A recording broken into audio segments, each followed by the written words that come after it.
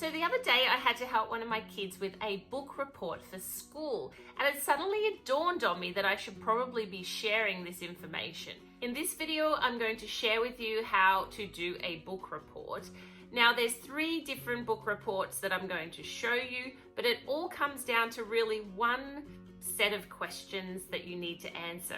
And for each level that you go up, you're just going to add a little bit more information, and that's what I'm going to share with you today.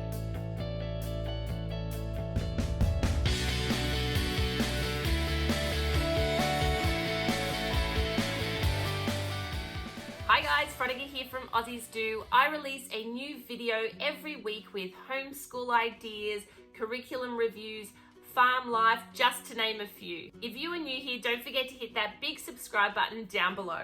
So book reporting, it is really based on a very simple set of questions that your child's going to answer. But as they get older, they're going to give more information to each one of those questions. So showing more detail in their answer, which then shows a better understanding of the book. Today I'm realistically just going to run through those questions and how they will develop the older that your child gets. So let's start with the basic questions your littlies are going to have when they first read a book and do a book report. Okay, so basically a book report is going to consist of about 6 different areas. A simple book report is going to really have these 6 areas as very easy sort of steps to take with not a lot of detail. So the first thing is obviously going to be the book title and the author's information. The second thing that you're going to want the child to do is set the scene of the book. Where is the book setting? So a prompt that's easy for them to understand would be, this story takes place ... And you're really wanting them to address the where and the when. Number 3 is going to be all about the characters. Who are the main characters? Number 4 is going to be in relation to the problem that the story has. So in most stories or plots, you're going to have a problem and the characters are going to have to fix that problem. So what is the problem in the book? What is the main problem? Now you may have in a particular book a few different smaller problems that they have to address, but there's going to be sort of one main problem that they need to deal with. And dealing with this main problem may sort of take them on a set of smaller problems. Now, for little kids, you might want to just deal with the main problem. As they get older, of course, you're going to put more detail into this. Number 5 is literally going to be how they deal with this problem. What is the solution that the characters use?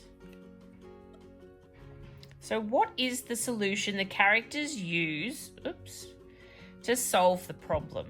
And number 6 is going to be my view. So what does the child think about the book? So obviously, as a younger sort of child, they're going to say, I like the book because. I enjoyed the book because the characters were funny.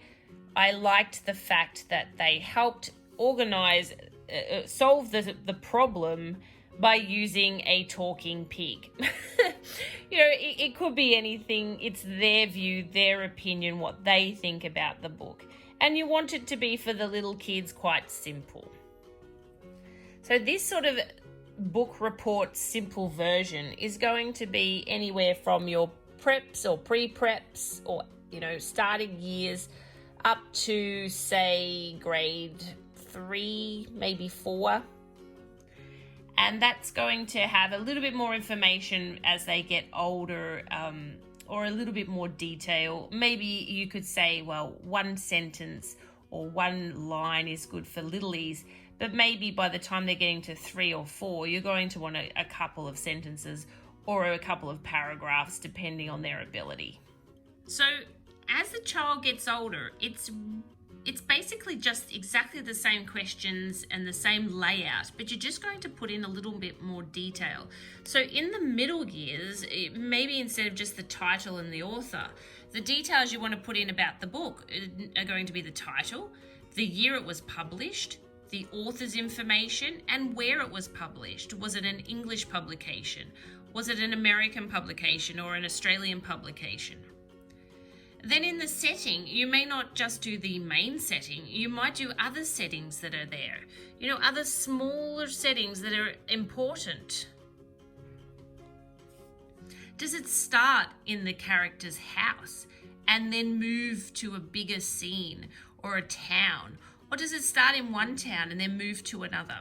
The setting can be in many different areas, and there might be a couple of important settings or maybe a couple of sub-settings, but then there's one main setting. And in the relationship to the characters, who are the main characters, but what are their relationships that are important to each other? Are there any important connections between characters? Are there brother or sisters? Are there clans, like in the How to Train Your Dragon books? Are there different clans or different groups of characters that are important to mention and that sort of are important to the story and the setting of the story?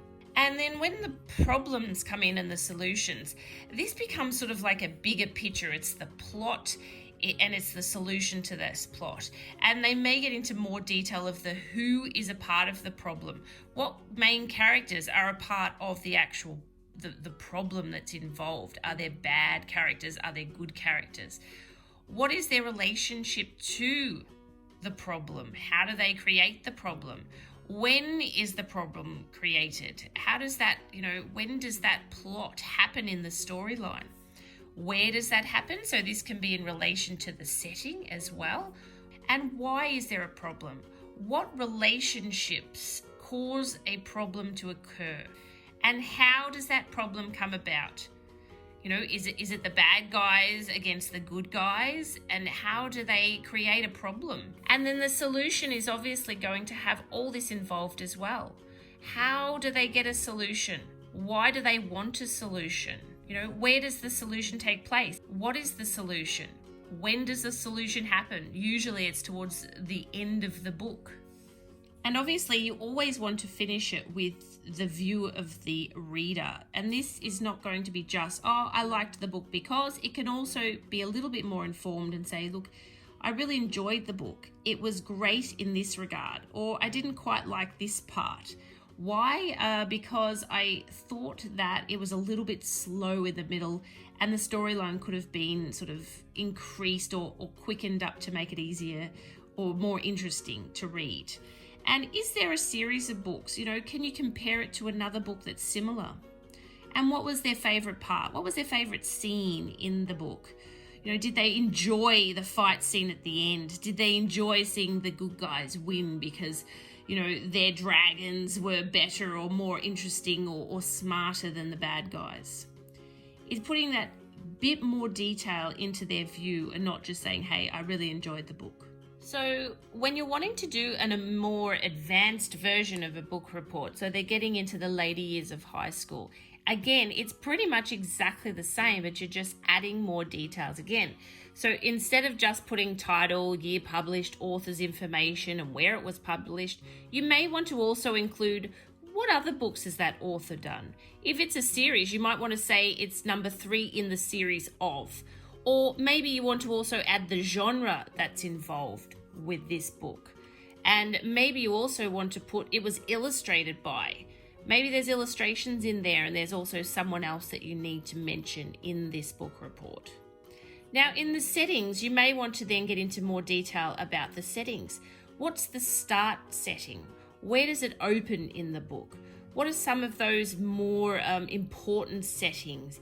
Is there one particular place where the problem begins and that's a really important setting?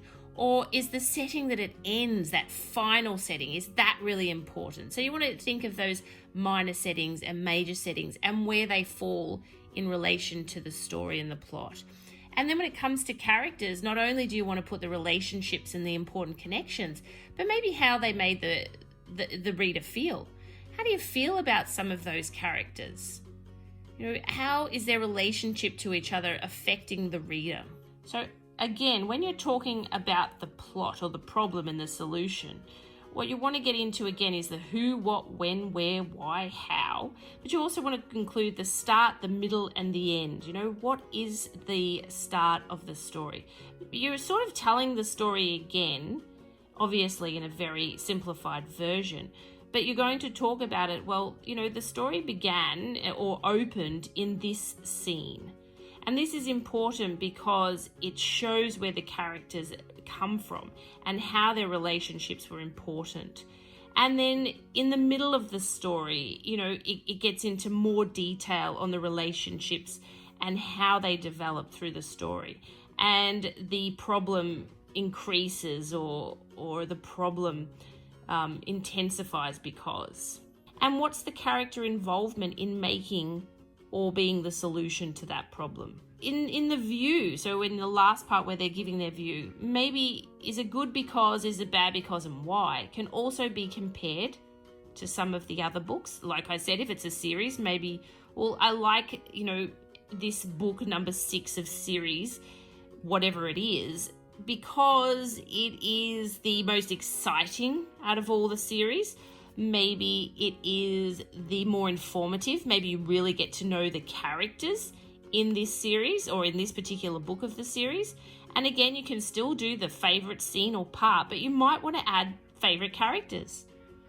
My favorite character is Harry in Harry Potter because he has the most extraordinary powers. His connection to his parents, it makes the character more involved than some of the other characters. So you're wanting them to get more involved with each particular character and what's their favorite. You want to give a more detailed description of why they liked the book. So you can see from really young age to quite high in their year level, they can make a book report as detailed or as simple as you want it to be.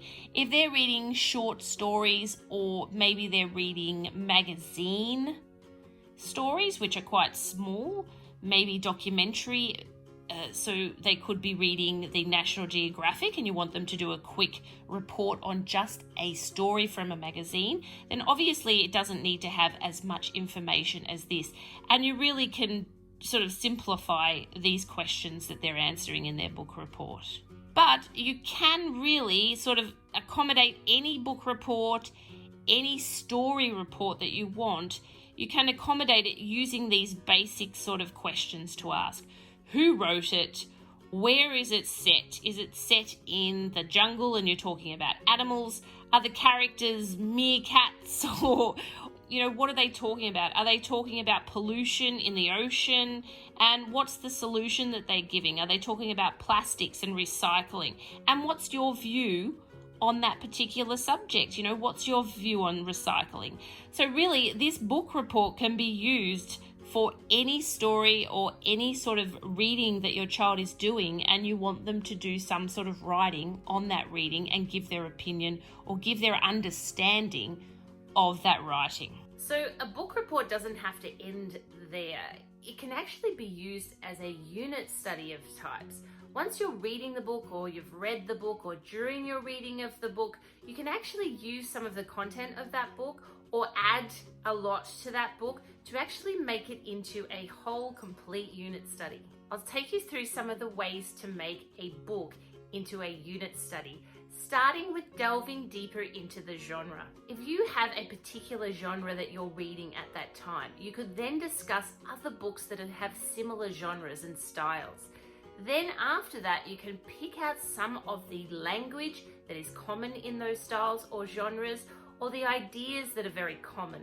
That is a particular style that's run through those types of books and genres. You will find a lot of similarities in genres and styles of novels and books. Another thing that you can do is actually stop in certain paragraphs and look deeper into that paragraph. You can then make that into an English lesson. Maybe you're pointing out similes or nouns or verbs. Maybe you're looking at punctuation. It can easily become a great English lesson that they can see examples of within a novel or a story. Another thing you can do is point out characters, how characters come together, how they affect each other, how their relationships form, and the sort of ways that they influence each other. These can be great for talking about themes that are happening in books, maybe even discussing similar circumstances in your child's life. Maybe you'll be able to address problems or concerns they may have based on characters in books. Another thing you can do is try writing in the same style as that book. So if your child has never written a whodunit sort of mystery novel, you can get them to maybe write a story of their own using the same style. Or you can write a small paragraph or a short story just to get them sort of interested in that style of writing and get them to have a little bit of a practice. Another thing you can look at is the way that the author describes characters or describes places and things within the book. See that descriptive sort of language they use. This helps a child to describe their own environment. Maybe you can get them to draw the character based on the author's description to see how well that the child actually sees that character from the way that the author has written them. If there is a deeper meaning to the book, maybe there is a lesson for people to learn, maybe it's understanding, maybe it's accepting people that are different, you can actually use the book as a life lesson for your child. Maybe they've experienced similar feelings as the people or the characters in the book. You can actually use the lesson of that book to help teach your child that lesson in life and help them to discuss it with you. How does it make them feel? You know, would they feel like doing that to someone else? Is it a negative thing or a positive thing? You can really use a book, if it has a bigger picture, to help with those life lessons and guiding your child. Now, a great one to do, if the book has actually been made into a movie, you can ask the child to watch the movie after they finish the book, and then you can discuss the similarities or differences between the book and the movie. You can even discuss how they liked the movie more or how they liked the book more, why they think they liked one or the other more, and delve deeper into the characters. Are they similar to what they thought they would be? Do they match the description like they thought they would? You can really get to know and compare a movie and a book. If you wanted to put a bit of drama into it, you could actually write one of the scenes of the book into a kind of play-like or a scene that they can actually act out and perform. Another thing you could do to make it more into a unit study, if the book is set in a scene, maybe it's in another country or a city of a country that they've never heard of, your children, you can actually delve deeper into the geography, the city, what it's like, where it is in the world, what else happened, history, what else happened around that time that this book was set. Is there any major events in history that happened at the same time?